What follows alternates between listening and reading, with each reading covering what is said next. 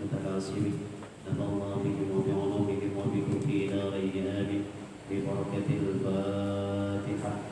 أعوذ بالله من الشيطان الرجيم. بسم الله الرحمن الرحيم. الحمد لله رب العالمين الرحمن الرحيم مالك يوم الدين إياك نعبد وإياك نستعين اهدنا الصراط المستقيم صراط الذين أنعمت عليهم غير المغضوب عليهم ولا الضالين رب اغفر لي ولوالدي آمين. بسم الله الرحمن الرحيم. الحمد لله الذي أسبغ علينا نعمه بإحسانه وأشهد أن لا إله إلا الله وحده لا شريك له شهادة تطوع قائلها غرفا من جنانه وأشهد أن سيدنا ونبينا محمدا عبده ورسوله سبب النجاة يوم الفجر الأكبر لمن أحب وحق المحبة بجنانه. اللهم صل وسلم على سيدنا محمد الذي زرع النمير من بين بنانه وتأزرت ينال الحكمة من قلبه ولسانه وعلى آله وصحبه الذي فازوا بفضل الله ورضوانه. أما بعد رب اشرح لي صدري ويسر لي أمري واحلل عقدة من لساني يفقهوا قولي. اللهم لك الحمد وإليك المستكى وأنت المستعان ولا حول ولا قوة إلا بالله العلي العظيم. اللهم الهمنا ممن أفقه به أوامرك وفوائدك وارزقنا فهما أعلم به كيف أولادك يا أرحم الراحمين. آمين آمين يا رب العالمين. Al-Mukarram wal-Muhtaram, para penuntut ilmu yang sama-sama dimuliakan oleh Allah Subhanahu wa taala dimanapun berada. Alhamdulillah malam ini kita dapat mengkaji bagian daripada hadis-hadis Nabi sallallahu alaihi wasallam yang sebagai rujukan dalam kehidupan kita selain daripada Al-Qur'an dan itu hadisnya Nabi sallallahu alaihi wasallam. Malam ini kita akan membahas kitab yang dinamai dengan kitab Mukhtarar Hadis Nabawiyah, Mukhtarar Hadis Nabawiyah, dan masuk pada hadis yang 43. Mudah-mudahan dengan pembahasan hadis yang senantiasa kita baca dan dapat kita amalkan, kita menjadikan sebagai umatnya Nabi Muhammad SAW dan diberikan syafaatnya baik saat ini maupun saat nanti di padang mahsyar ataupun di dunia di alam akhirat, yang menjadikan syafaat ujma bagi kita semua. Amin ya rabbal alamin.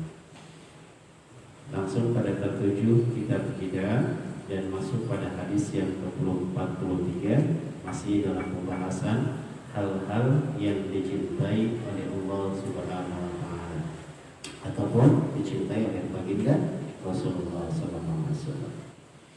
Bismillahirrahmanirrahim. Qala Nabi sallallahu alaihi wasallam, hadis dari Nabi sallallahu alaihi wasallam yang diriwayatkan dari Imam At-Tabarani. Kata Nabi, ahibbul araba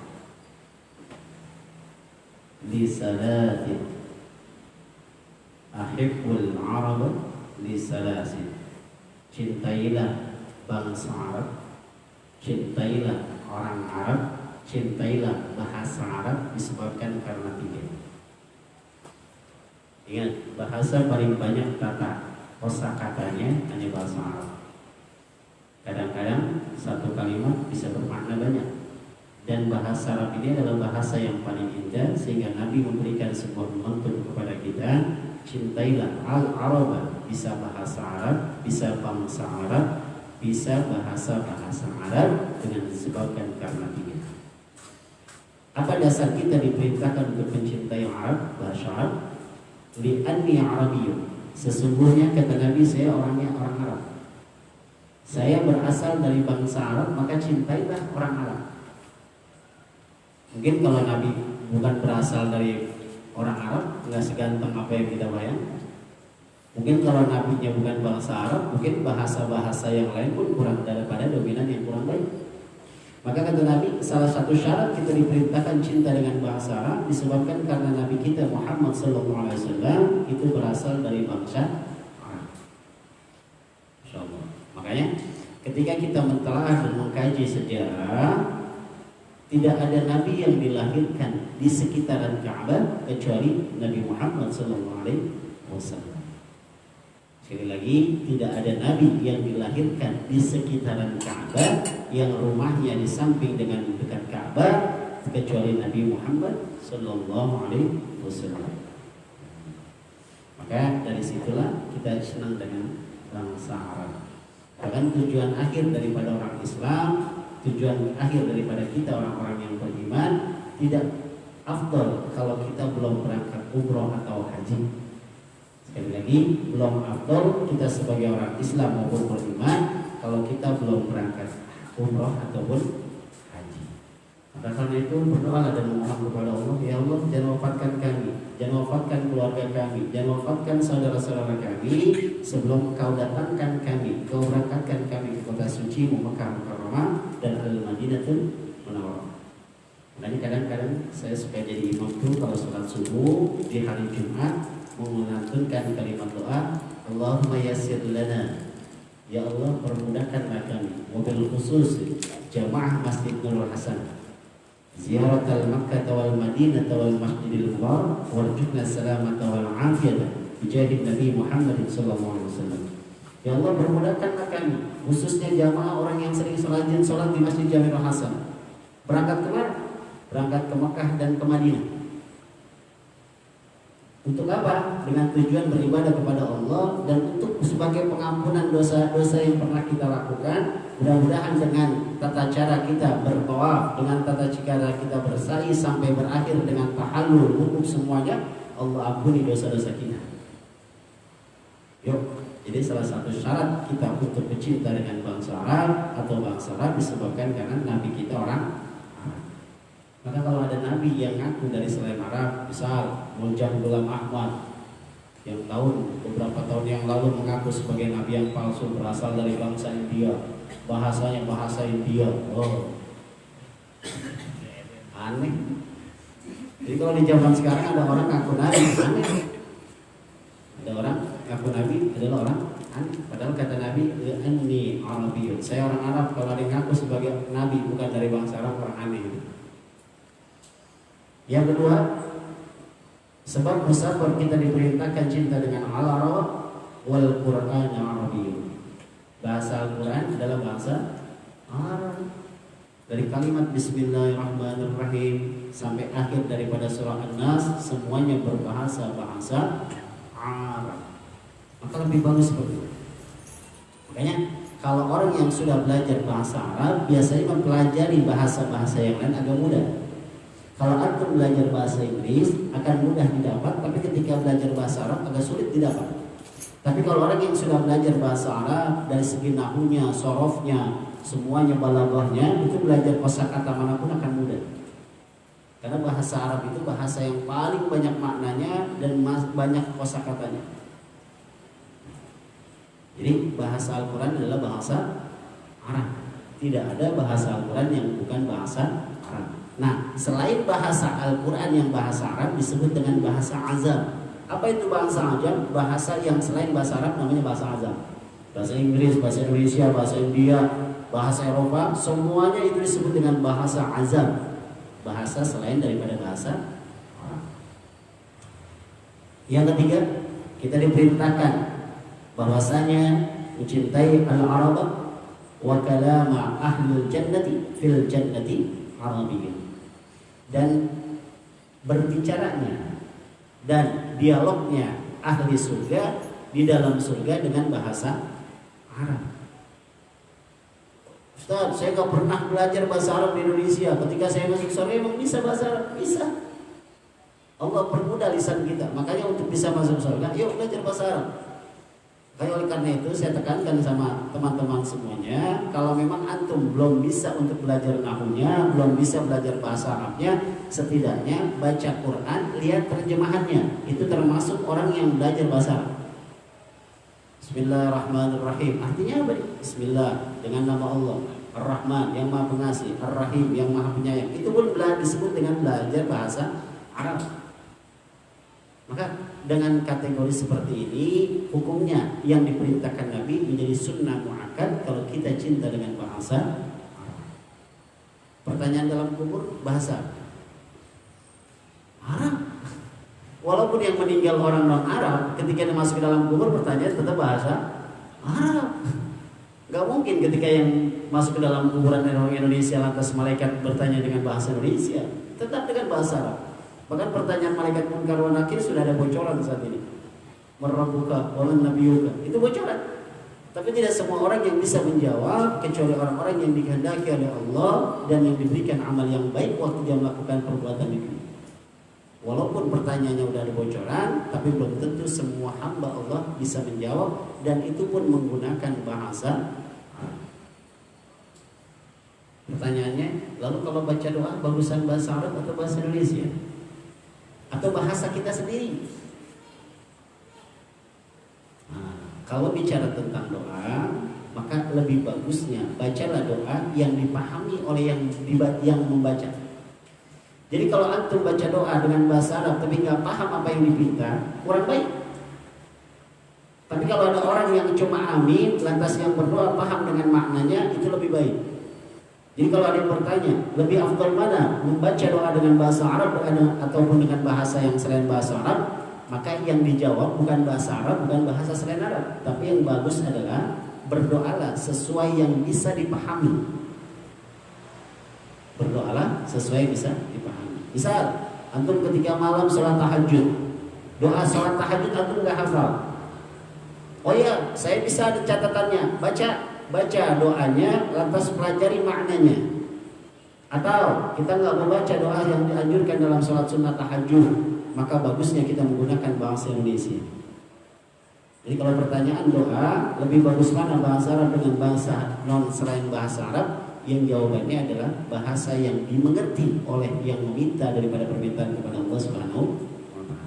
Ini cuma anjuran sebagai Nabi, cintailah bahasa Arab, cintailah orang Arab, sebab karena Nabi kita adalah Nabi Muhammad SAW berasal dari bangsa Arab. Makanya saya memohon kepada Allah agar murid-murid saya, teman-teman saya jangan meninggal dulu kecuali Allah berangkatkan umrah atau haji. Walaupun tidak bisa haji karena memang dananya terlalu besar, setidaknya umrah. Umrah juga belum tentu bisa bayar, maka memohon kepada Allah ada rezeki-rezeki yang tidak disangka untuk bisa diberangkatkan oleh orang lain. Ya, jadi memohon kepada Allah untuk bisa ada rezeki yang bisa diberangkatkan dari orang lain.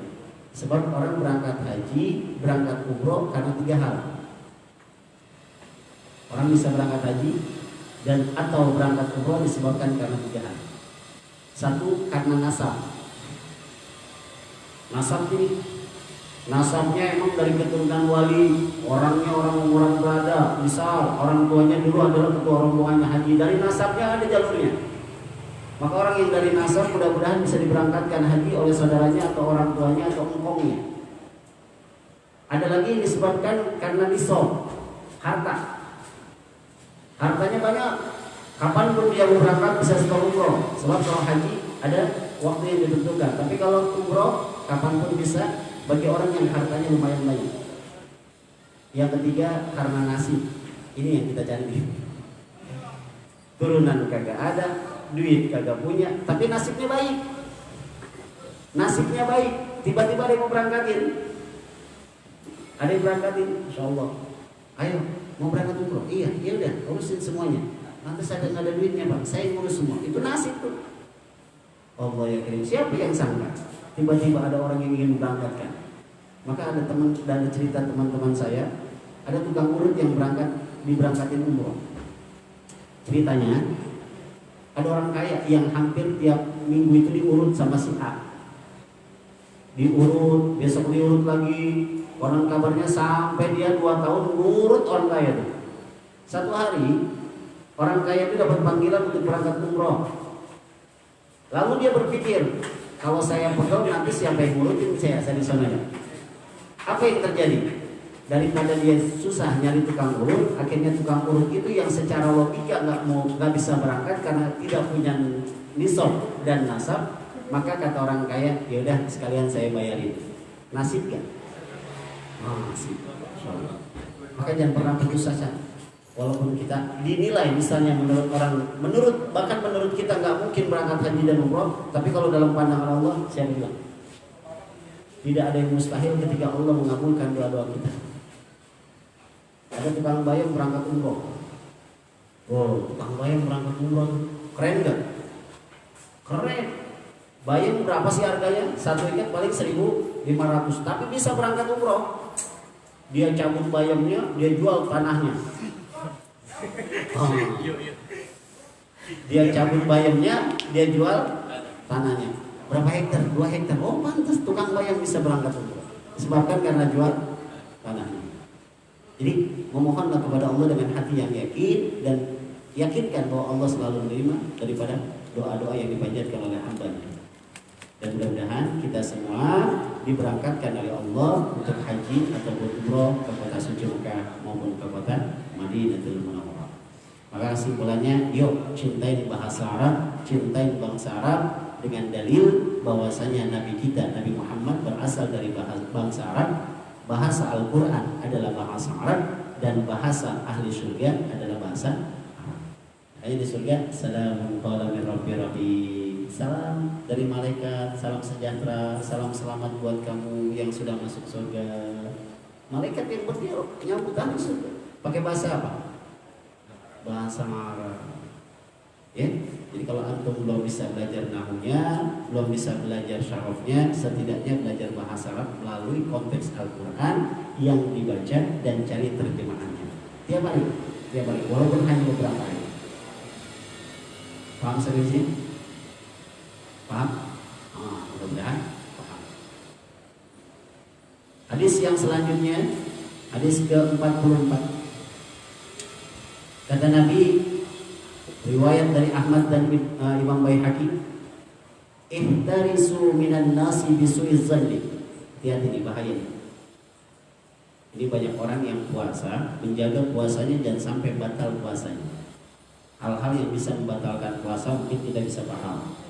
Misal makan dengan sengaja, itu namanya batal puasa. Ada yang masukkan ke kerongkongan, masukin jari, masukin ini. Orang-orang yang menjaga batalnya puasa mungkin kita sudah paham. Minum sengaja, makan sengaja, ini sengaja, semuanya membatalkan puasa. Tapi jarang sekali orang yang sadar membatalkan pahala puasa. Sekali lagi, tapi jarang sekali orang yang sadar memahami daripada hal yang membatalkan pahala puasa. Maka hadis Nabi mengingatkan kepada kita, ihtarisu, hati-hatilah. Kalau kita mah waspadalah. Minan nasi, daripada sifat manusia. Bisu'iz zanni, dengan prasangka buruk. Bahasa kita ada su'uzan, ada husnuzan. Ada su'uzan, ada husnuzan. Maka ketika saya lagi ngaji kitab Al-Hikam oleh guru saya Al-Mukarram Kiai Soleh, bahwasanya dosa yang paling besar dalam ilmu tasyawuf bukan dosa membunuh. Dalam ilmu tasyawuf, dosa yang paling besar itu bukan dosa membunuh, tapi dosa su'uzan. Kenapa demikian? Sebab dengan su'uzan terjadilah satu pembunuhan. Akarnya dulu lihat. Maka Allah selalu mengingatkan kita di dalam Al-Quran. Lihat, di antaranya surah ke-49 Al-Hujurat ayat ke-12. Perhatikan kalimatnya ayatnya. Ya ayyuhalladzina amanu, hai orang-orang yang mengaku beriman kepada Allah dan Nabi Muhammad adalah utusan Allah, iztanibu katsiran minadh dhanni, jauhilah olehmu perbanyak diri dalam suudzon. Suudzon ini dosa paling besar. Kenapa? Dengan suudzon tersebut maka akan menyebabkan beberapa hal. Teruskan kalimatnya. Inna ba'dadz zanni ismun, sesungguhnya sebagian dalam prasangka itu adalah ismun, dosa. Prasangka doang dosa. Misal, ketika saya melihat si fulan masuk ke masjid, tiba-tiba kotak amal hilang. Belum tahu terbukti, saya sudah suudzon kalau dia yang ngambil. Baru suudzon aja ismun, antum dosa. Dari suudzon itu maka timbullah wala tajassasu, bertajasus. Tahu bertajasus? Resak-resuk mencari keburukan orang lain, namanya tajassus. Dari suudzon tajassus, jadi ngomongin orang. Ketemu si A ngomongin orang, ketemu si B ngomongin lagi, ketemu si C ngomongin lagi. Wala yaghdab ba'dukum ba'dha, dan jangan pernah engkau baghdab, gibah di antara sebagian lain dengan sebagian lain. Insyaallah. Kalau orang udah suudzon, kalau orang sudah tajasus, kalau orang sudah gibah, Allah memberikan satu pertanyaan. Ayuhibbu ahadukum ayyakula lahma akhihi maitan fakarihtumuhu. Apakah kamu suka memakan bangkai saudara kamu? Fakarihtumuhu, niscaya kamu enggak suka. Kenapa? Sebab suudzon, bertajasus dan bergibah sama juga diidentikan dengan orang yang makan bangkai makanan daging. Maka dosa yang paling bahaya adalah dosa suudzon. Baik suudzon dengan hamba Allah maupun suudzon dengan manusia. Ini bahaya nih. Alhamdulillah. Kan hati-hati dengan sifat suudzon. Maka Nabi ihtarisu, hati-hati wahai kau umatku dengan hal apa ya Rasulullah, minan nasi bisudzoni, dengan prasangka yang buruk. Jangan sampai hati kamu ini kotor cuma gara-gara suudzon. Alhamdulillah. Dan kita harus pahami apa penyebab hati kita bisa suudzon. Apa penyebab hati kita ini bisa prasangka buruk kepada hamba Allah? Satu, kita harus ingat, kita ambil ilmu sosiologi. Pertama yang menyebabkan kita bisa bersuudzon, bisa bertajasus, bisa bergibah disebabkan karena faktor lingkungan. Kalau kita tinggal di satu lingkungan yang sekeliling tetangga kita, maaf, suka ngomongin orang. Biasanya kita ngikutin ngomongin orang. Kita mungkin sebagai laki-laki, sebagai sang suami, mungkin jauh dari hal itu, tapi istri kita, tapi anak kita.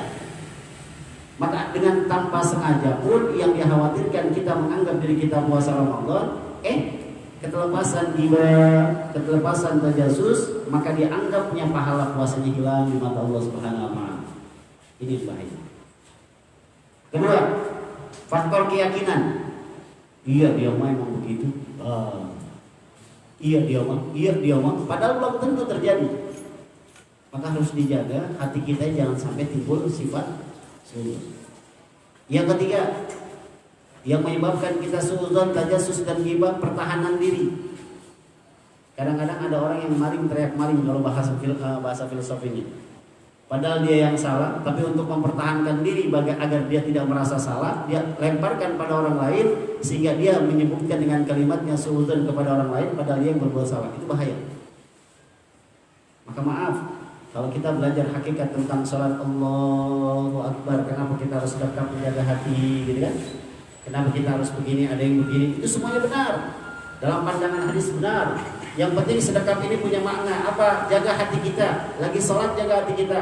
Jangan suudzon sama si fulan, jangan suudzon sama Allah, jangan suudzon sama si A, si B, si C, agar hati kita ini terdekat. Ini hakikat sholat.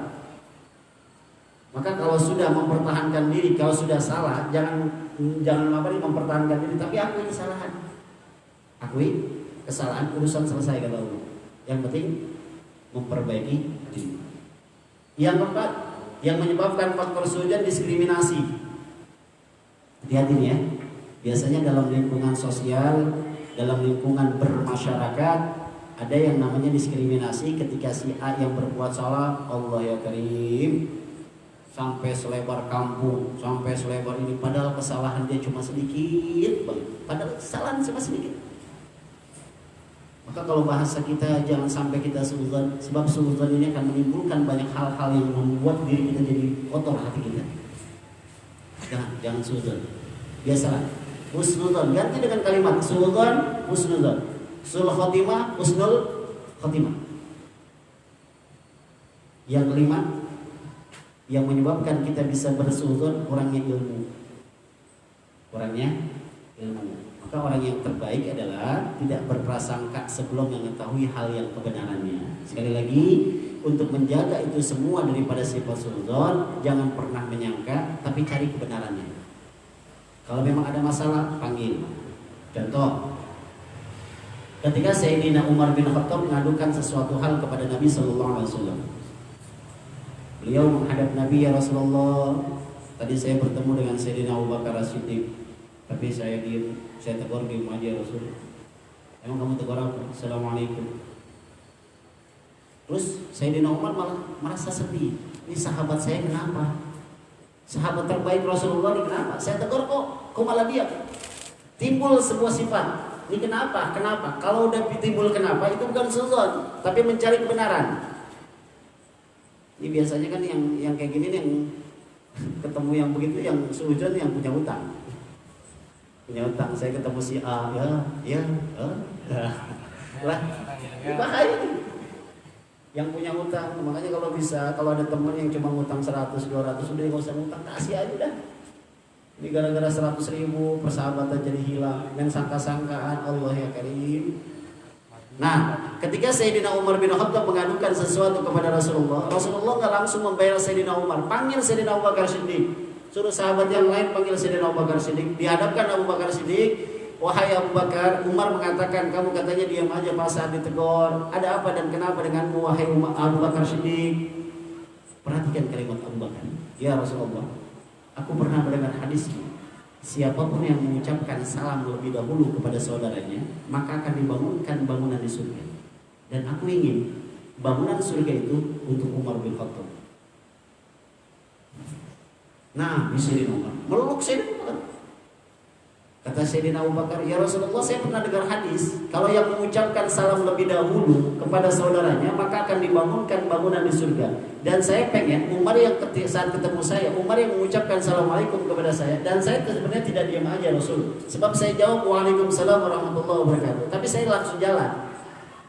Padahal dijawab sama Sayyidina Abu Bakar, tapi Umar merasa, ya Allah, kenapa dengan sahabat saya? Saya tidak mau diginiin, sahabat terbaik. Umar galak orangnya. Tapi giliran ketemu sahabat, lembut gak hatinya? Makanya kalau hati kita benar-benar dijaga oleh Allah Subhanahu Wa Taala, gampang memaafkan. Makanya salah satu ciri khas orang bertakwa itu gampang maafin orang. Jadi kalau kita masih dendam, ada yang salah dari salat kita. Kalau kita masih dendam, ada yang salah dari Ramadan kita.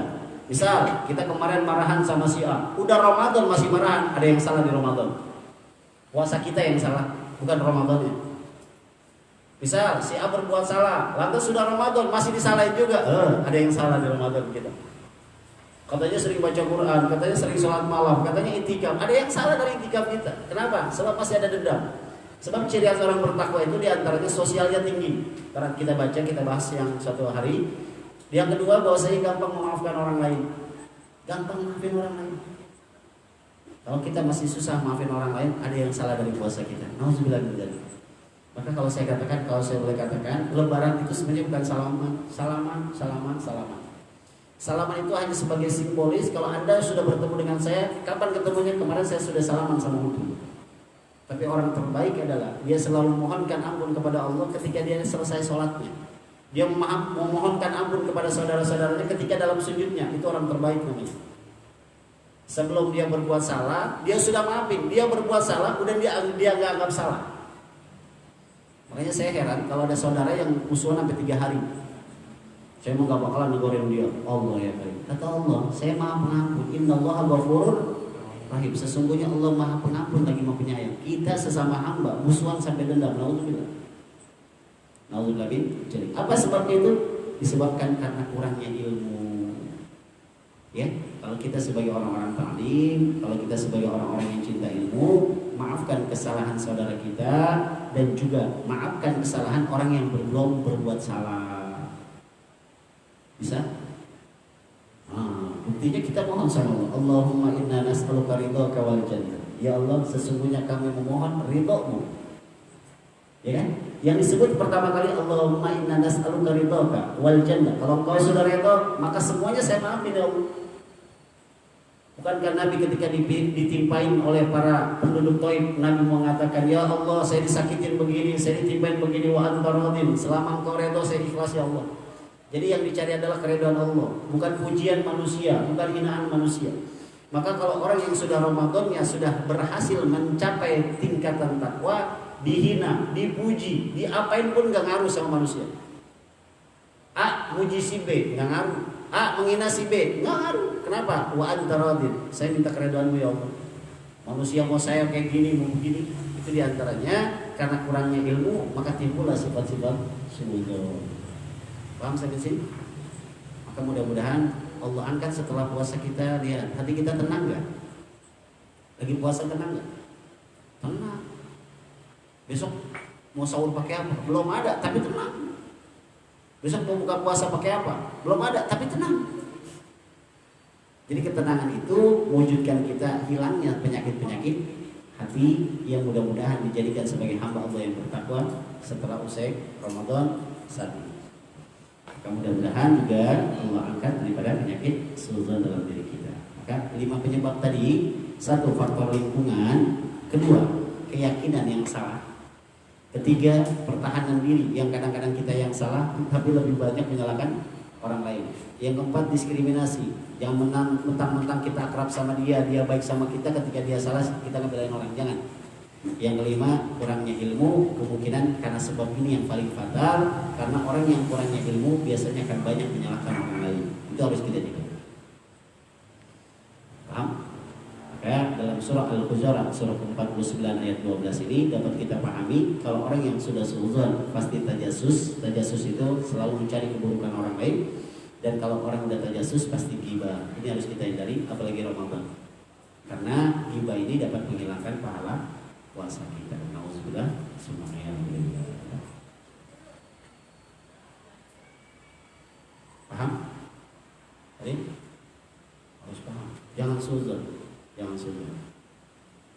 Maka kalau selesai baca Quran, doa apa yang kita baca? Allahumma rahamna bil Quran. Ya Allah rahmati kami, kasih sayang kami bil Quran. Terus waj'alhu lana, tunjukkan petunjuk kami dengan Al-Quran. Jadi nggak usah ngaruh sama yang lain. Dipuji nggak usah senang, dihina nggak usah sedih. Biasa di dunia harus ada seperti itu. Sebab kalau di surga nggak ada yang menghina kita, di surga nggak ada yang memuji kita. Semuanya malaikat yang salamun salamun salamun qala rabbir rahim, gitu kan? Maka di dunia itulah lika-liku dunia. Lanjut. Ini nasihat, biasanya nasihat kepada buat anak remaja ya. Kata Nabi dalam hadis Imam At-Tirmizi, ahbib habibaka haunamma asa ayyakuna baghidaka yawmam. Cintailah seseorang sekedarnya saja, nggak usah berlebih-lebihan. Cintailah seseorang sekedarnya saja, jangan terlalu berlebihan. Ini yang bahaya. Antum senang film Korea? Mudah-mudahan murid-murid saya, teman-teman saya ngaji dan pernah senang dengan profil-profil ini. Maaf yang kagak sholat. Kita khawatir ketika kita cinta dengan orang-orang yang tidak sholat, yang non muslim, ketika kita meninggal dalam kondisi masih senang sama si orang tersebut, kita dikumpulkan bersama mereka. Itu kita khawatir. Profil kita, jadikan profil kita tidak lain adalah baginda Rasulullah SAW. Cintailah sesuatu. Kalau antum senang film Korea, jangan terlalu senang. Maka saya pernah ditanya sama seseorang, Ustaz senang film Korea? Senang. Terus judulnya apa yang senang? Saya nggak tahu judulnya apa. Yes.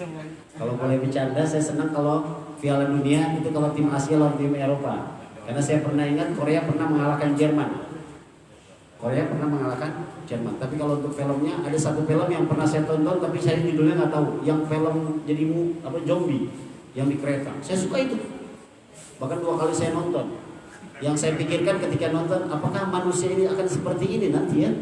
Itu bisa terjadi ketika saya pahami surah Ad-Dukhan, surah ke-44. Manusia memakan manusia, itu seperti film-film itu yang akan terjadi. Karena sebabnya Ad-Dukhan, ada yang lapar sesama lapar, nggak ada makanan yang dimakan manusia. Jadi habis nonton film nyarinya dalil. Nonton film nyarinya dalil. Yang lagi heran kalau nonton sama perempuan, kalau lagi sama ibu-ibu, padahal sama-sama nonton tapi cerita. Sama-sama nonton kan, tapi kenapa aku cerita gitu? Kenapa nggak nonton bareng? Kenapa kita nggak boleh cinta terlalu berlebihan? Asa yakuna baghidaka yawmam. Karena satu hari khawatir Allah balik hati kita, yang tadinya cinta jadi benci. Yang tadinya cinta jadi benci. Maka sekedarnya sajalah. Sekedarnya saja. Nanti ada doa yang diajarkan oleh baginda Rasulullah SAW yang maknanya, ya Allah tanamkan kecintaanku pada hamba-hambamu yang cinta kepadamu, dan jauhkanlah kecintaanku pada hamba-hamba yang jauh dan cinta kepadamu. Jadi teman kita itu disaring oleh Allah. Siapa yang cinta sama Allah, yuk sama-sama kita. Tapi kalau yang gak cinta, ya Allah jauhkanlah, ya Allah jauhkanlah. Selanjutnya, wa abghid baghidaka haunam, dan bencilah seseorang sekedarnya saja. Asa ayyakuna habibaka yawmam, karena khawatir orang yang tadinya kamu benci bisa berbalik jadi cinta. Ini yang bahaya. Maka maaf, kalau ada orang yang membenci seseorang dan belum meminta maaf, dan orang yang dibenci sudah memaafkan, maka Allah kirim hidayah ketenangan. Si A benci sama si B yang dibenci, ya Allah saya mohon maaf atas orang-orang yang benci saya, yang menzalimi saya. Itu Allah kirimkan ketenangan, sebab Allah berikan ketenangan itu, dia tidak mikirin si yang benci lagi, dia tidak mikirin siapa yang menghina dia lagi. Itu bukti bahwasanya Allah cinta sama kita, karena nggak terlintas pikiran daripada orang-orang yang membenci kita. Tapi orang yang benci pada si A akan diberikan sebuah kegelisahan yang ada dalam pikiran dia mulu. Maka kalau antum benci sama seseorang, itu yang salah bukan orangnya, tapi hati kita yang salah. Misal, antum lagi duduk di pinggir jalan, naudzubillah, ada seorang yang rada-rada aneh, kira-kira lisan terucap gak? Ya Allah, itu orang dandan medok banget, misal. Itu terucap. Padahal dia nggak ngapa-ngapain, tapi hati kita yang jahat. Maka kalau ada rasa benci dalam diri kita kepada seorang hamba Allah, tanya, ya Allah saya ngapain benci sesama hambamu? Bahkan maaf, setan yang disebut dengan jin yang menggoda kita setiap hari, yang menggoda kita menyesatkan diri kita, itu pun tidak boleh dibenci. Jawabannya kenapa nggak boleh dibenci? Sama-sama produk dari ilahi, produk Allah. Jadi kalau setan aja nggak boleh dibenci, apalagi manusia. Itu maksudnya. Makanya kalau ada si A, saya benci banget sama si fulan, naudzubillah. Antum kenapa pikirin mereka? Sebab orang yang membenci seseorang hamba itu dibikin gelisah oleh Allah karena dia belum minta maaf. Maka kalau ada kalimat hati saya benci sama si fulan, buru-buru datengin minta maaf, minta maaf, minta maaf. Biar Allah memberikan hidayah, ketenangan hati kita. Mana bukti ketenangan? Kita kagak mikirin lagi orang yang benci. Kita nggak mikirin lagi orang yang menghina kita. Biarkan saja mereka berlalu, karena kita ini selalu ada fokus pada nilai kebaikan. Jadi kalau orang terbiasa memikirkan kebaikan, Allah jauhkan dari kepikiran yang hal-hal yang buruk. Tapi kalau orang udah biasa yang buruk, jangankan bicaranya, diamnya aja buruk. Ini bahaya. Si A biasa ghibah, tiba-tiba dia diam, itu hatinya akan terdetak satu hal-hal yang buruk. Maka maaf, kita bisa introspeksi hati kita. Kalau malam kita malas ibadah, misal kalau bukan Ramadan kita malas buat bangun tahajud, ada yang salah di hati kita. Mungkin kita terdetak sifat benci sama hamba Allah, atau kita terdetak dendam kepada hamba Allah. Ini yang bahaya. Yuk hilangin. Di Ramadan ini gampang hilanginnya. Lagi puasa mungkin nggak mau mikirin orang kali ya. Sekarang orang lagi puasa lagi nggak mikirin orang kan? Pada ya. Tidur. Nikmat banget tempat tidur. Ngapain mikirin si A, ngapain mikirin si B, mereka mikirin si C. Tidur di atas. Tidur di atas. Maka gampang, hatinya bersih, tenang.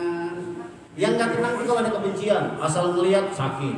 Apalagi kalau dia bawa makanan, kok dia bawa makanan mulu ya? Itu orang jahat. Siapa yang jahat? Yang punya perasaan yang benci kepada hamba Allah Subhanahu wa Ta'ala. Yuk hilangin sifat kayak gitu. Lagi di Ramadan apalagi gampang. Kalau emang kita sering berdoa, Allahumma inna nas'aluka ridhaka wal jannah wa na'udzubika min syakhatika wan nar, dan jauhkanlah kami, lindungilah kami dari api neraka. Allah akan arahkan pada hal-hal yang dijauhkan dari neraka. Di antaranya adalah sifat kebencian kepada hamba Allah Subhanahu wa Ta'ala. Bahaya ini nih, bahaya. Kadang-kadang kita nggak sadar. Dan maaf, biasanya ibu-ibu yang punya sifat kayak gini. Mama, nauzubillah, kalau lagi ngumpul, awalnya tentang bicara sayur, bicara ketupat, nggak tahu-tahu, iya, tadi si Anu, lagi Ramadan, lagi si Anu, beli ketupat ngambil aja, ya, mungkin dia lupa bawa duit, terbalik lagi. Ada, ini mudah-mudahan Allah jauhkan lisan kita. Yuk, sering-sering baca Quran biar dijauhin lisan kita. Kalau kita sering baca Quran, hati kita jauh dari sifat-sifat yang buruk, apalagi benci kepada hamba Allah Subhanahu wa Ta'ala. Maka Nabi berpesan kepada kita, cintailah sesuatu sekedarnya saja, dan bencilah sesuatu sekedarnya saja, agar jangan terbalik. Maka maaf, saya pesankan kepada teman-teman yang masih muda, misal antum punya HP, jangan terlalu cinta sama HP. Sebab kalau antum cinta sama HP, pengen tidur pegang HP, pengen masuk ke dalam kamar mandi, maaf pegang HP, kemana-mana pegang HP. Tapi kalau biasa-biasa aja, HP saya ada di mana? Saya pun nggak tahu. Oh, di situ.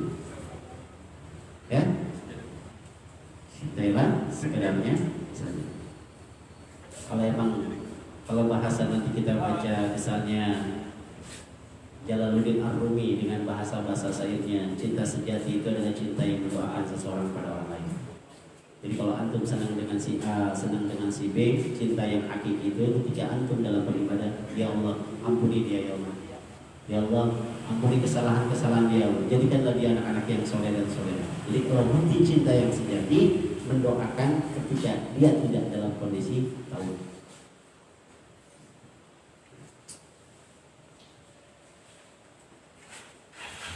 Satu lagi, ya, karena waktunya sudah malam, sudah hampir jam 10. Kata Nabi, riwayat dari Ad-Darqutni dari Jabir, sahabat Jabir radhiyallahu anhu. Ingat ya, ini pesan yang paling menakutkan bagi kita nih. Akhsha ma khashitu ala ummati. Rasulullah yang bicara. Ingat, ini hadis Nabi yang bicara, akhsha ma khashitu ala ummati. Ada hal yang aku khawatirkan terhadap umatku. Akhsha, aku khawatir, aku takut. Ma khashitu, dan sangat khawatir ala ummati, terhadap umatku. Nabi masih khawatir kepada umatnya. Dalam hal apa? Perhatikan. Satu, kibarul batni, banyak makan. Nabi khawatir terhadap umatnya. Yang diucapin sama Nabi pertama kibarul batni. Apa artinya? Banyak makan. Pertanyaannya, kita ini orang yang banyak makan atau sedikit makan?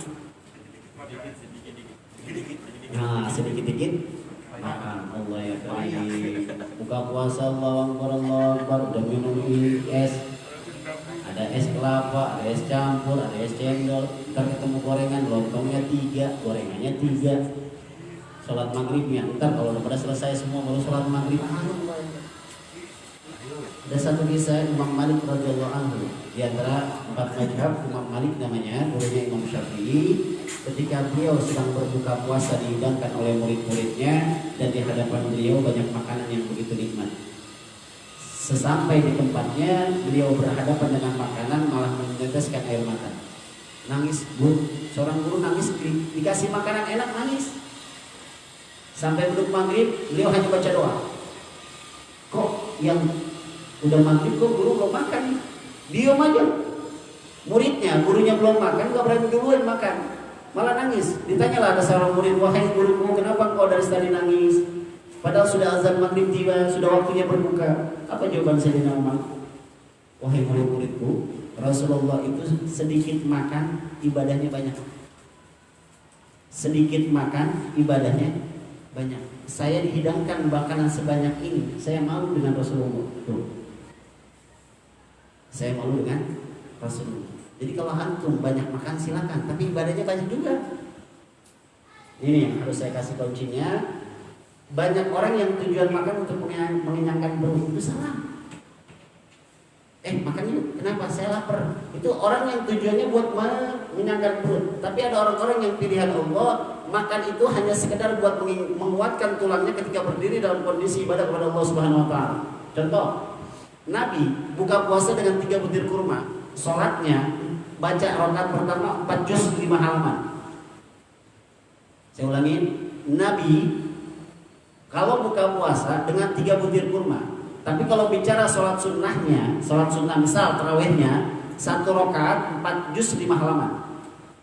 Kita yang ditanya. Nah, ini bahasanya yang membedakan bahwa ada orang yang makan dengan tujuan kenyang, ada orang yang makan dengan tujuannya untuk menguatkan tubuhnya untuk bisa berdiri untuk beribadah kepada Allah Subhanahu wa taala. Makanya kalau antum membaca doa ketika makan, Allahumma barik lana fima razaqtana wa qina adzabannar, ini adalah doa yang secara umum yang dibaca buat anak kecil.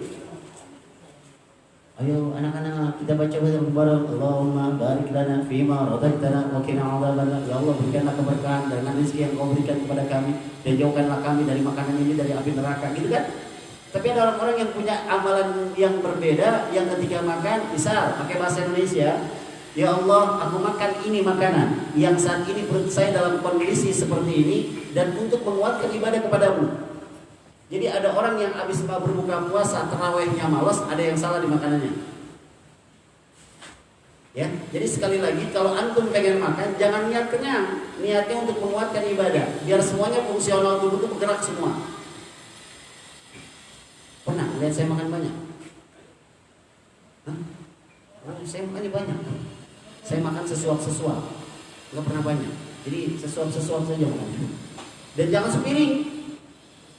Nah, ini sunnahnya kalau antum nyendok makanan, kalau pengen sangat lapar sekali dan pengen banyak, jangan langsung munjung.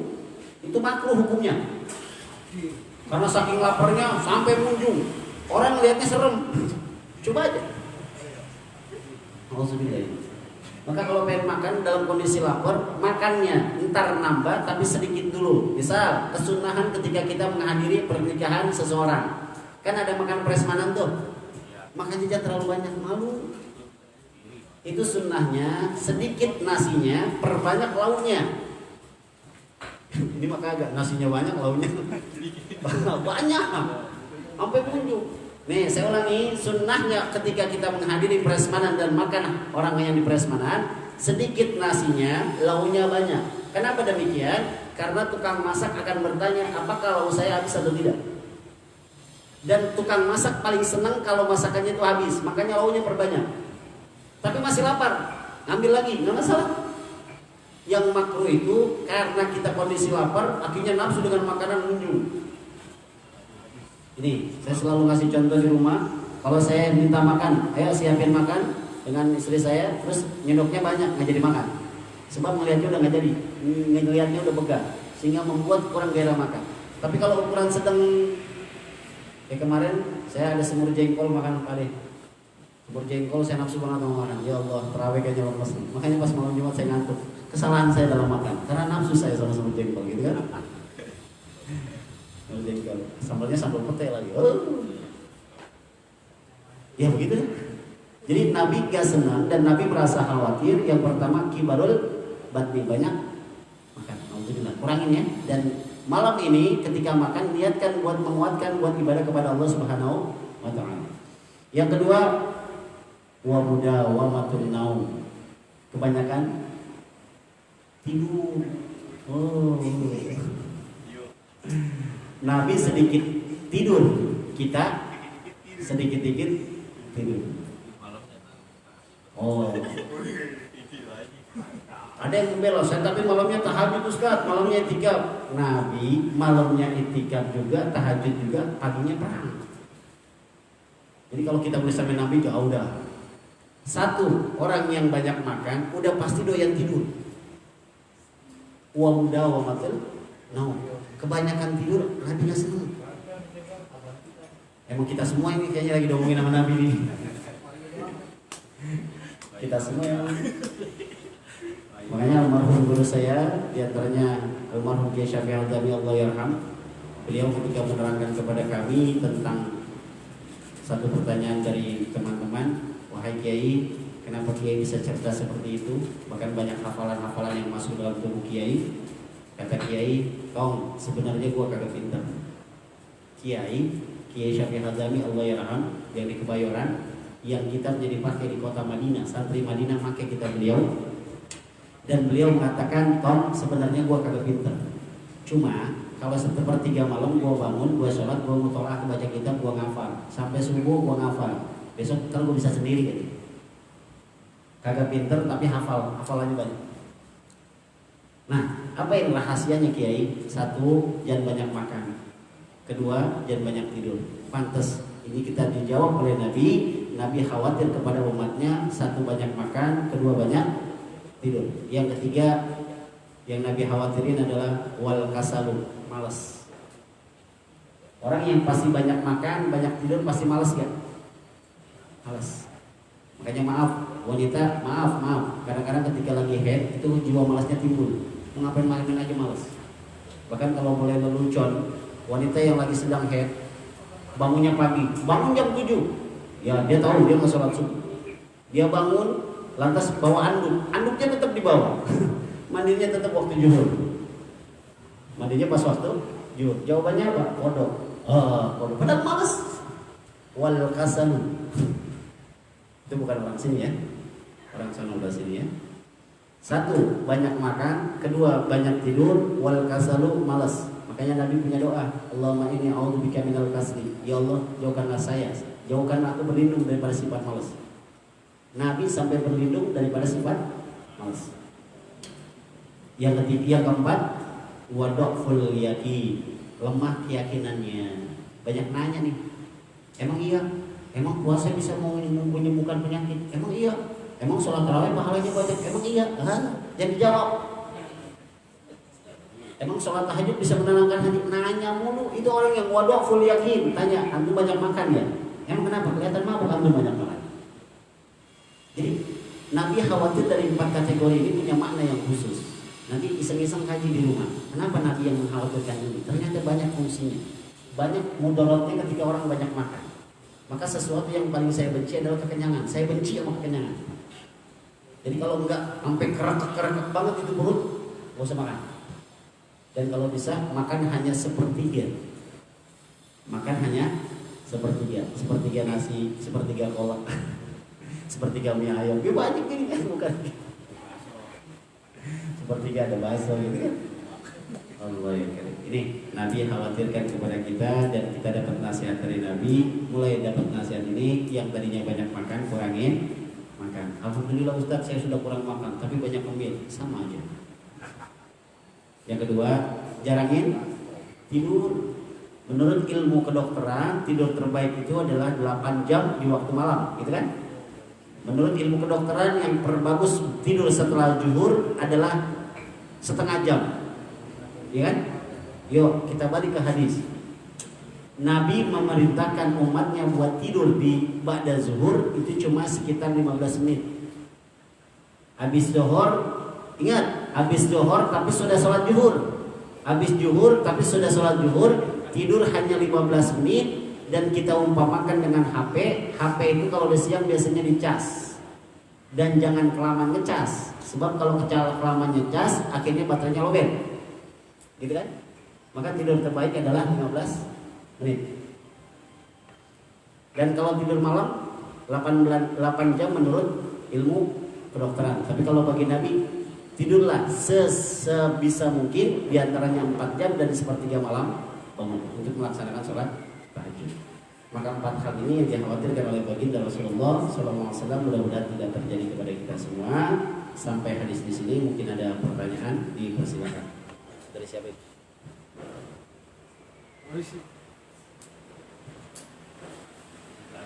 Dekat aja. Lagi ngaji. Assalamualaikum Bang. Yes, pertanyaan pertama. Kenapa bangsa Arab pada zaman dahulu disebut jahiliyah? Apakah jahiliyah agama, apa jahiliyah teknologi? Kita harus paham dulu dengan makna jahiliyah. Jahalah itu artinya bodoh.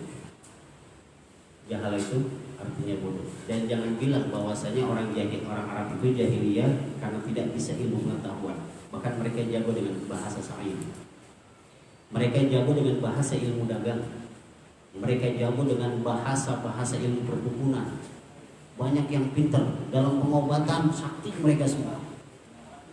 Yang disebut jahiliyah diberikan kecerdasan, diberikan kelebihan, tapi adabnya, akhlaknya itu melenceng dari aturan Allah Subhanahu wa taala. Bangsa Arab disebut jahiliyah, mereka pintar dalam berdagang, tapi keperdagang dia lakukan untuk maksiat kepada Allah Subhanahu wa taala.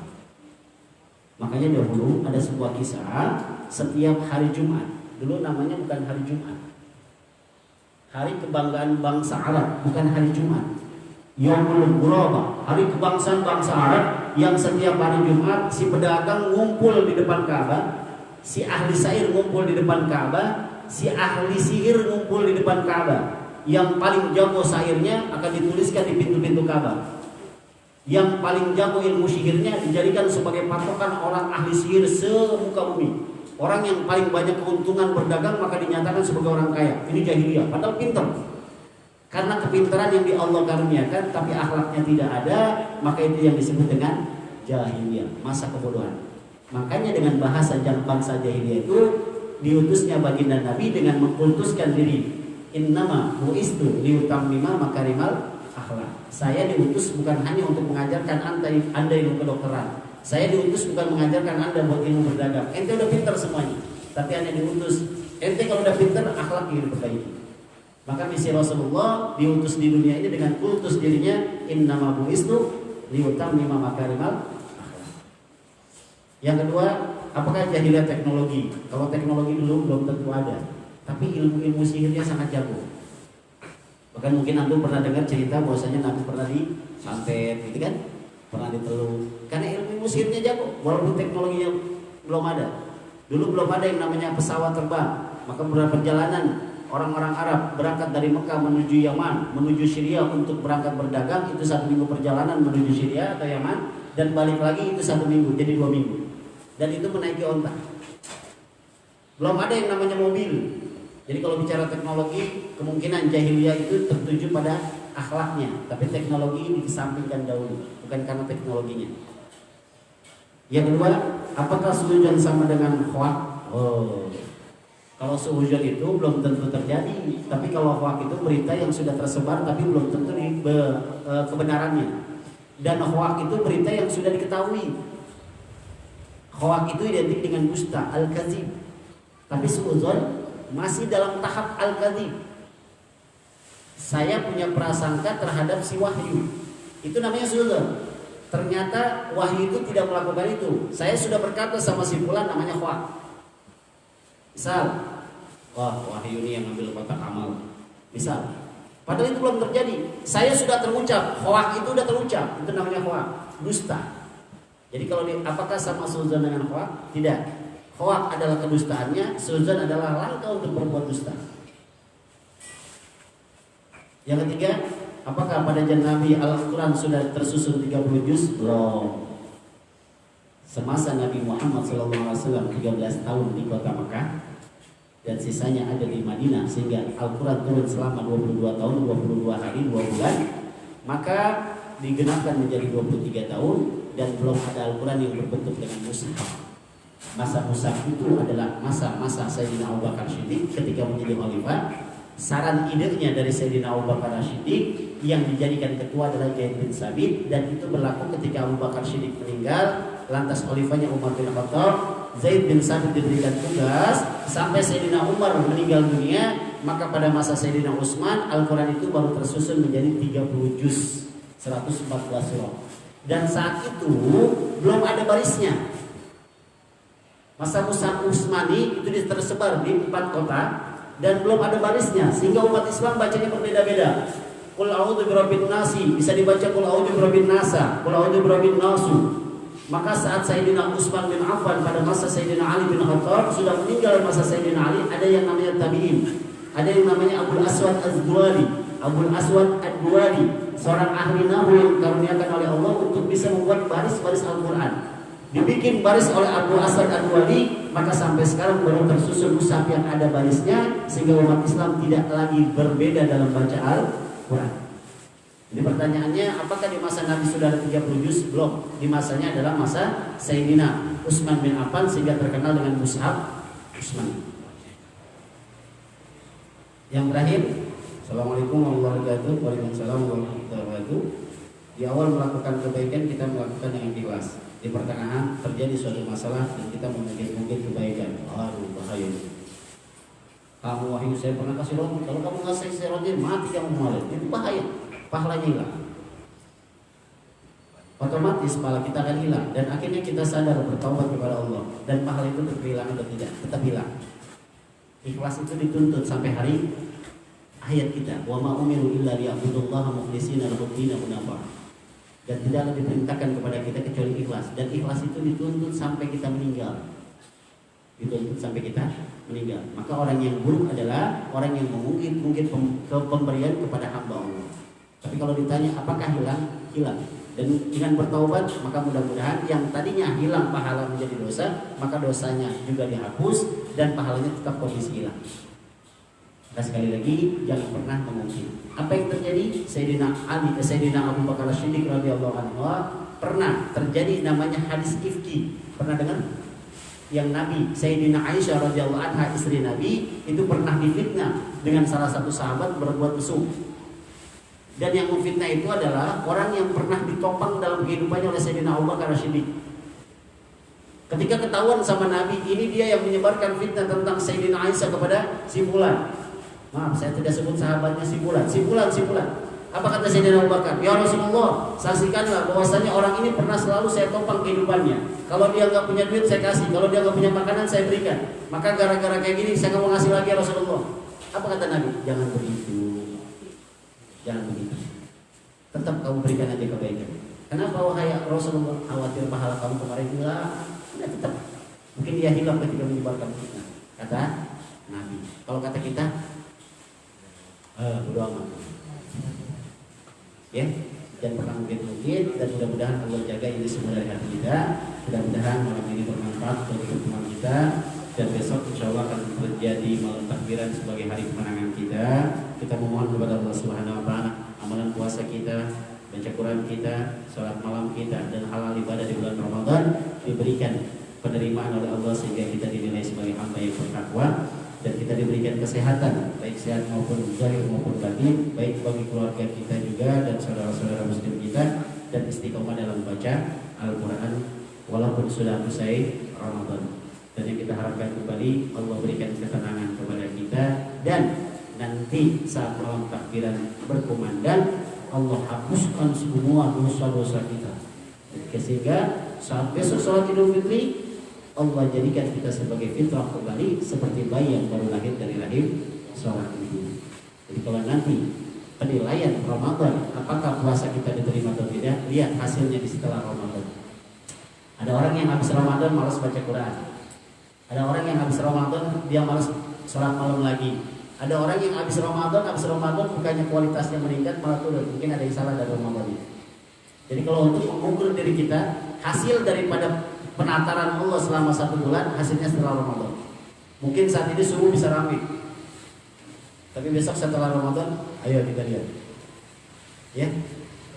Dan mudah-mudahan Allah berikan istiqamah kepada kita. Dan saya akhiri, subhanakallahumma wa bihamdika asyhadu an la ilaha illa anta astaghfiruka wa atubu ilaik. Allahumma ighfir lana dzunubana kullaha wa kaffir 'anna sayyi'atina wa tawaffana ma'al abrar. Allahumma ighfir lana dzunubana wa liwalidina warhamhuma kama rabbayana shighara.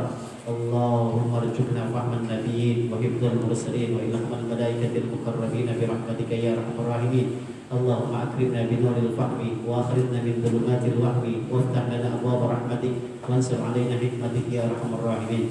Allahumma ij'alna waladan salihin wa banatin salihat nafi'ina wa nafi'il walidina wa li ummatil muslimina wal muslimat. Allahumma a'inna minhu min qiyadis siyam Ramadan imanan wa ihtisaban ya rabbal alamin. Rabbana atina fid dunya hasanah wa fil akhirati hasanah wa qina adzabannar. Subhana rabbika rabbil izzati amma yasifun wa salamun 'alal mursalin walhamdulillahi rabbil alamin.